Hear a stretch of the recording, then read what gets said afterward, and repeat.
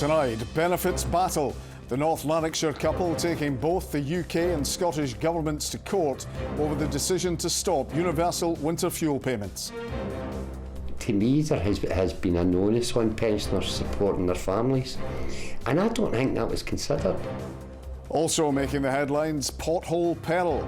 The cost of repairing the damage to vehicles caused by dodgy roads is at an all-time high. Pretty bad. Noticeably bad. I'm trying not to swear, so I'll just let him say it. Almost every road has a pothole. I don't pay for the tyres. Doesn't bother me that much. And tonight's sport comes from Ibrox, where Rangers face Aberdeen in the Premiership. I'm John Mackay. This is the STV News at 6.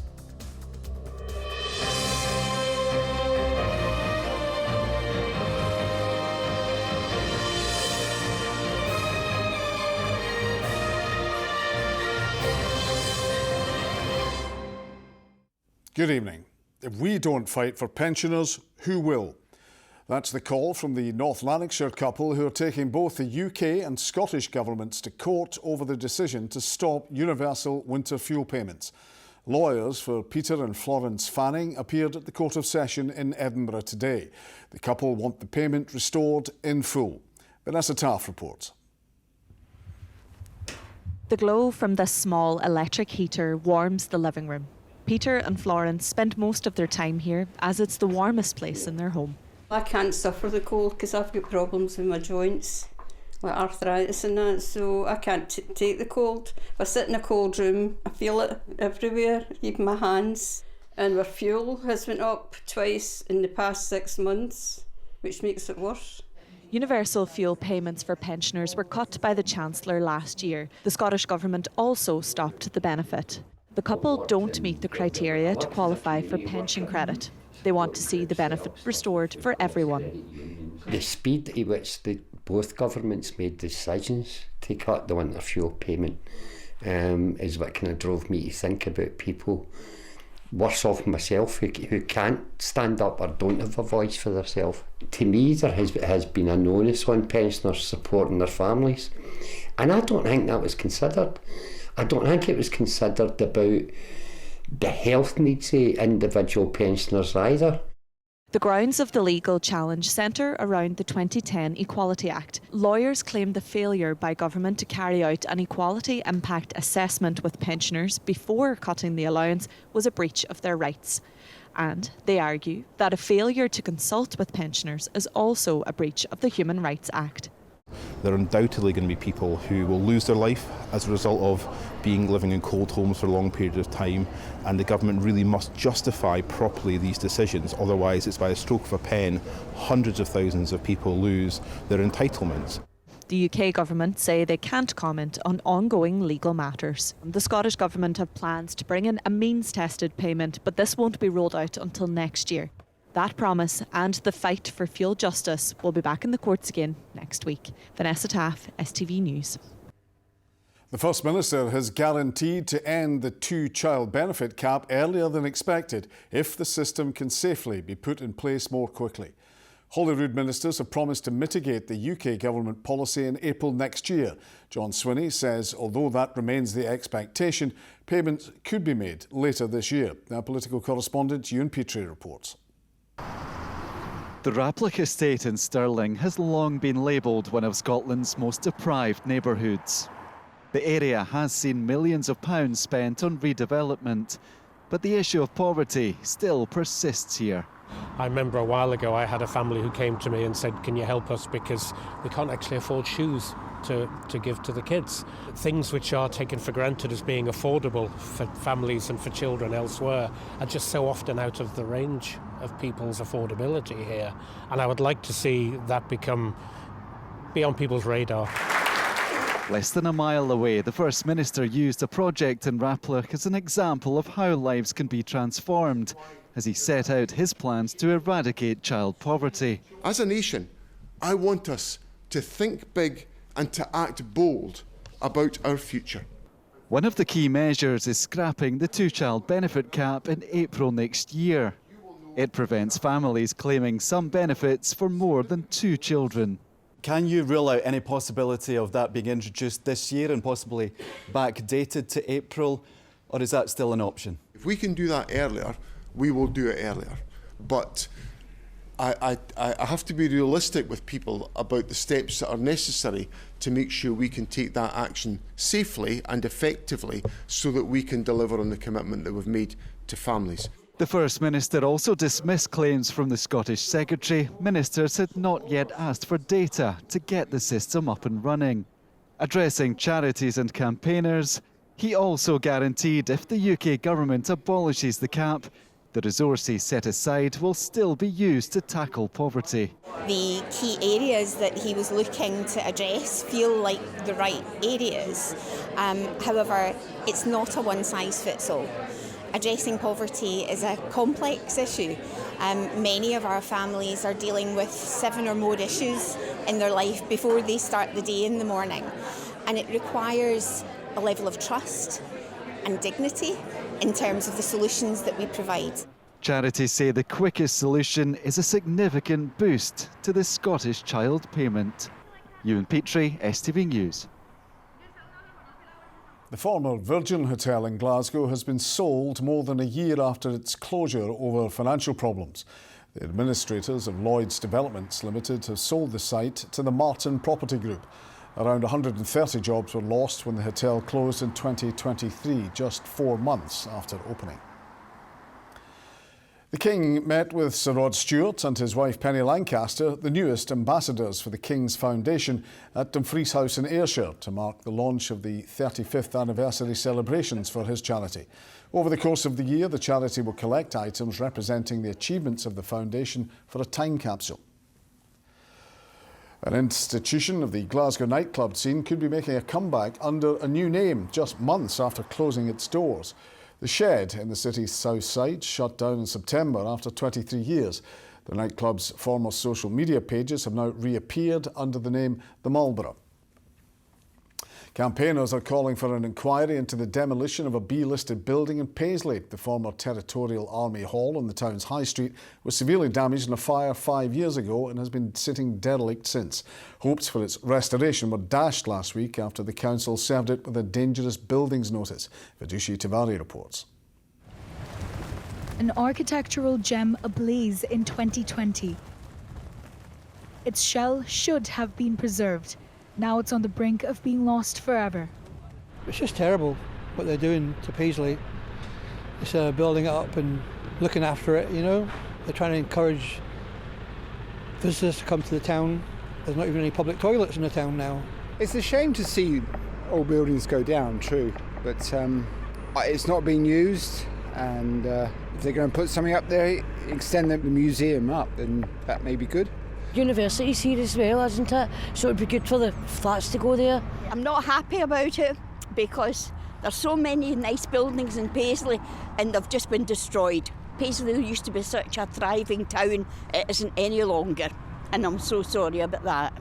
This building has stood here for more than a century, until 5 years ago when it was gutted by a fire. But the facade was still standing and there were hopes that it could be restored as part of a new structure. Those were dashed last week when the owners decided to go ahead with demolition anyway. After the fire, owners JR Group were given the green light to build student housing behind the remaining facade, but later removed the scaffolding which was propping up the exterior. That led to the council issuing a notice to put the supports back up or demolish what was left. We've got some of these iconic buildings right across the whole area for sure, and the worry is where does this end? What happens with this site afterwards? That there is nothing to stop them from going ahead and destroying our heritage and history. Renfrewshire Council issued multiple stop notices to the company, prohibiting them from removing the support system. In a statement, it accused JR of ignoring those notices and choosing to demolish it against its recommendation. Meanwhile, JR Group say they made the decision to demolish in full consultation with the local authority. Campaigners want an inquiry into the destruction of this historic building, with prosecutors set to decide whether or not a crime was committed. Vidushi Tivari, STV News in Paisley. From a daily annoyance to causing a threat to life, potholes can be one of the most common frustrations facing drivers. Now the cost of repairing the damage to vehicles caused by dodgy roads is at an all-time high. According to the AA, the total cost of fixing vehicles which had broken down because of poor road surfaces in 2024 was £579 million. Tara Fitzpatrick has more. They're the bane of most drivers' lives, causing chaos on roads around the country. But the pothole problem is now worse than ever, with the cost of repairing vehicles hitting a record high last year. The pothole misery was felt among many drivers in Glasgow today. We're all over Scotland and it's everywhere. Absolutely everywhere. Terrible. Pretty bad. Noticeably bad. I'm trying not to swear, so I'll just let him say it back. You're actually, because you don't want to hit a pothole, you're slightly swerving. They're pretty bad, I would say. Yeah. I've not had any major issues, but yeah, they're pretty bad. From broken suspension springs to distorted wheels, the list of damage is endless, something the workers at this garage know all too well. The state of the roads at the moment are worse than they were the past maybe 2 or 3 years. Last year was a bit of an increase in roadside call-outs, but this year has been tenfold. You're quoting people to fix their cars and 9 times out of 10 they're struggling financially because they just don't have the money. As soon as the daylight goes away and obviously the darkness comes, and especially if it rains, rainwater fills potholes and you just assume it's a puddle. It's not a puddle, it's a pothole, and before you know it, you've damaged a wheel, damaged a tyre, and you're sitting at the side of the road waiting for help. Campaign group The Pothole Partnership is urging local councils to prioritise permanent repairs over short-term solutions. The group includes the AA and JCB. It's obviously something that's getting worse, and I think the main issue that we see is that there's a lot of repairs. Obviously, council are doing a lot of work, and contractors are doing a lot of work to try and get on top of the problem. But if you don't do that permanent repair, and this is something that we are trying to push to get a permanent repair first time, so a first time fix, a lot. Glasgow City Council say the winter weather comes with more pressure than ever, but always seek to carry out permanent repairs where possible. For now though, drivers will have to keep swerving the problem. Tara Fitzpatrick, STV News, Glasgow. Time now for sports, and Rahman is at Ibrox ahead of tonight's Premiership match.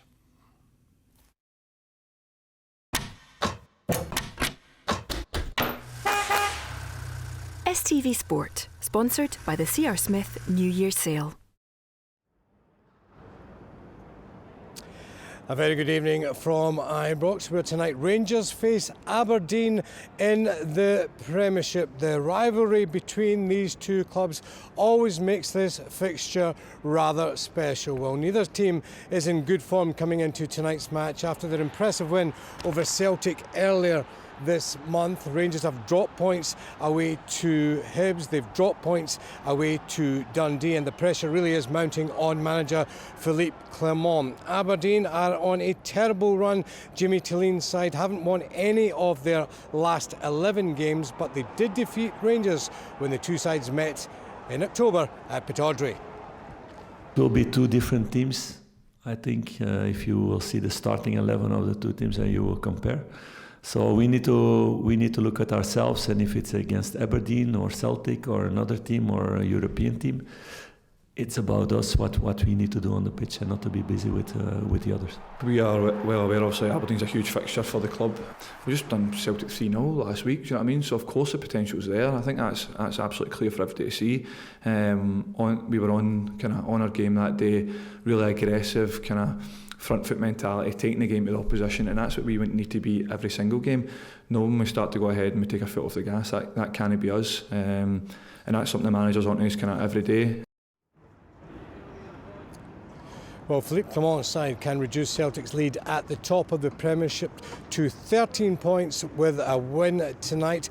At the weekend, the club's board backed Clement to remain as manager. That's despite a number of fans wanting Clement to be sacked. The Rangers manager has called for unity, that after a section of the club supporters staged a walkout during their win over St Johnstone on Sunday. We spoke to some fans a short time ago to gauge the mood around Ibrox.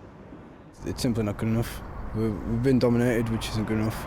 We're nowhere near the levels we should be, so Well, something needs to change, and I agree with the fans walking out. Listen, they're individually equally right to think what they want. To be fair, I think it's sad. We should be there for the club, but also if that's what they believe, that's what they believe. 500 people don't rule a football club, and that's the way it's going here. They get moved from one stand to another.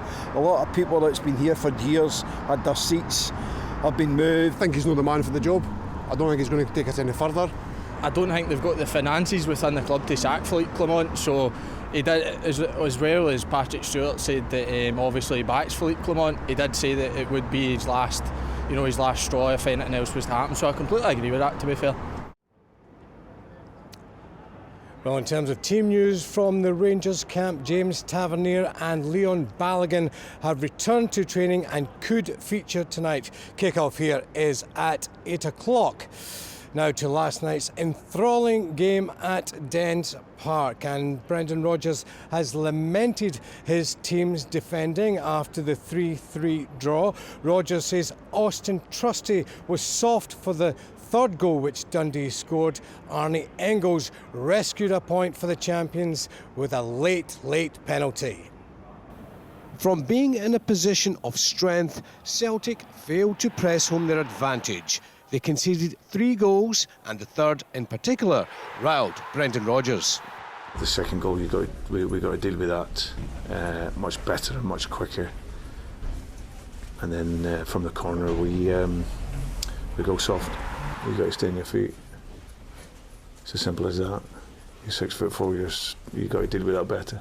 On his return to Dens Park as a Celtic player, former Dundee favourite Luke McCowan put the champions one up in the 5th minute.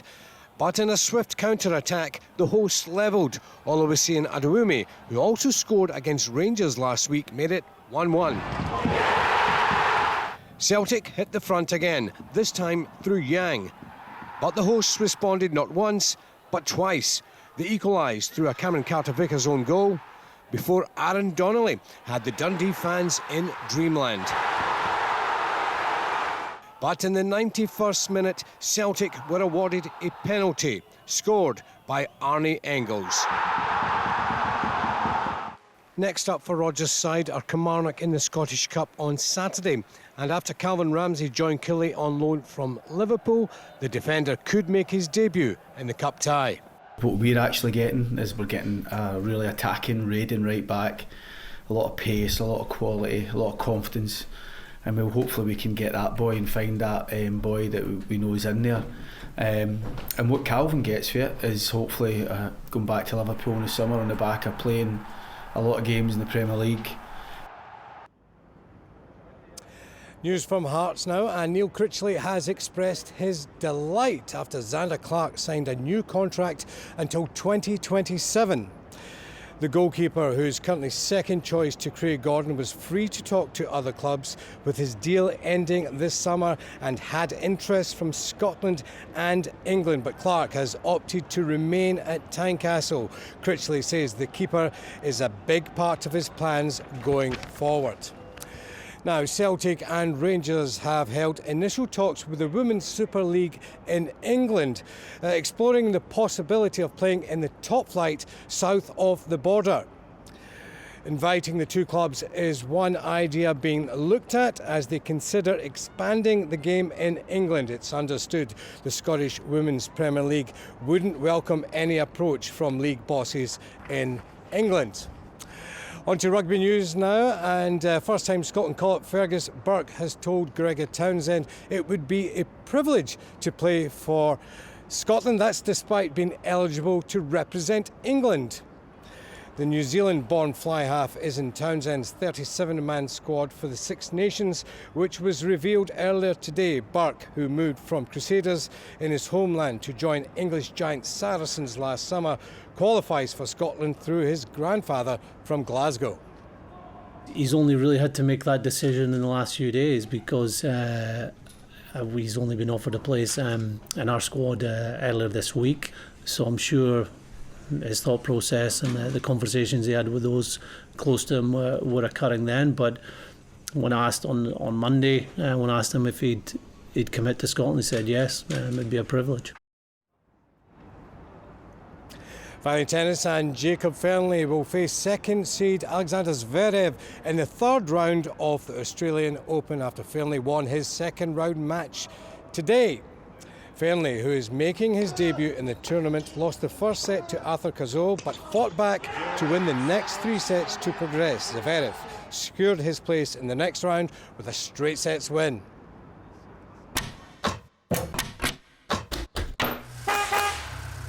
STV Sport, sponsored by the C.R. Smith New Year's Sale.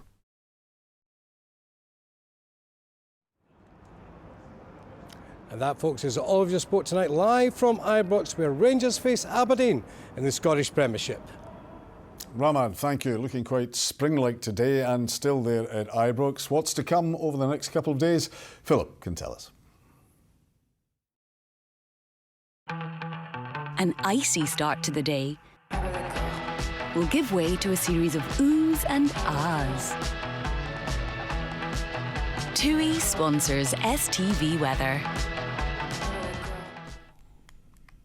Hello and a very good evening to you. I've popped the air mass layer onto our charts tonight to show the yellow and the orange indicating the milder air that we're dragging in from the south and the southwest from the Atlantic at the moment. It's been a mild week so far and it will continue to be so for the rest of the week and into the weekend, with temperatures for some spots between 8 and 10 degrees Celsius above average for the time of year.